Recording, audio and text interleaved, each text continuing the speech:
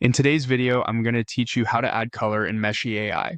By the end, you'll know exactly how to turn a plain, untextured model into a colored, styled asset using Meshy's texturing tools, with a few helpful settings that control quality and realism. Start by heading to the Meshy website. Once you're on the homepage, navigate to Workspace. This is where your projects live and where you'll access any models you've created. Inside Workspace, select the model you made that currently has no color. It will typically appear as a gray or untextured mesh. Open it so you can work directly on that file. With the model open, click on Texture. This brings up the texturing panel, which is where you'll provide creative direction and choose how Meshy generates your textures. In the prompt box, describe the look you want. Be clear and specific about materials, colors, and surface qualities. For example, instead of saying make it red, describe the finish in detail, like deep red painted metal with subtle weathering and light scratches, or warm walnut wood with a fine grain. The more precise your language, the more accurately Meshy can interpret your intent. Next, choose the AI model that best suits your goal.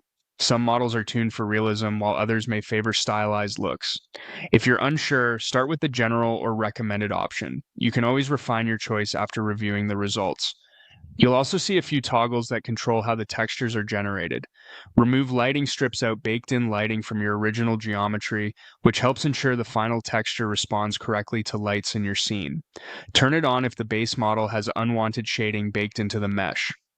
Generate PBR maps creates the full set of physically based textures, such as base color, normal, roughness, and more. Enabling this is a great idea if you plan to use the model in game engines or renderers where realistic material response matters. HD texture produces higher resolution results for crisper detail. Keep in mind this can increase processing time and file size, so turn it on when you need maximum fidelity. When you're ready, click Texture to start generation. Meshy will process your prompt, apply the selected model, and use your toggle choices to build the texture set. After it finishes, you'll see the updated look on your model. If anything feels off, refine your prompt or adjust the toggles and run texture again until the color, material, and detail match your vision.